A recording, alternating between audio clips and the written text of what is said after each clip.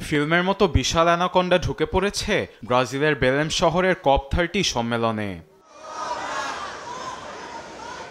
জলবায়ু কর্মীদের উদ্যোগে মঙ্গলবার কর্মীরা লাল আকৃতির বিশাল সাপটি এদিক ওদিক ঘোরাচ্ছে, মনে হবে যেন মাটির মধ্যে নিজেই চলছে প্রাণীটি। সেই সঙ্গে পরিবেশ রক্ষার স্লোগানে অনেকেই হাতে ব্যানার ও প্ল্যাকার্ড নিয়ে উপস্থিত হয়েছেন।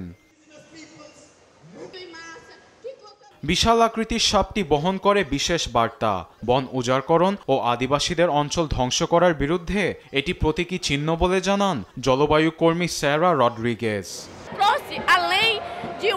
সাপটি আমাদের অভিভাবক হিসেবে কাজ করে, পরিবেশ ধ্বংস করে শুধু মানুষ নয়, নানা প্রাণীর অস্তিত্ব হুমকির মুখে পড়ছে।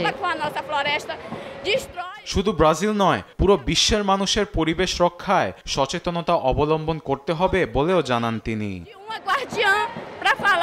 এটা আমাদের ন্যায্য অধিকার। পরিবেশের বিপর্যয় ঠেকাতে আমাদের সবাইকে সোচ্চার হতে হবে। আমাদের জল, স্থল, পানিপথ সবকিছু নিয়ে আরো সচেতন হতে হবে।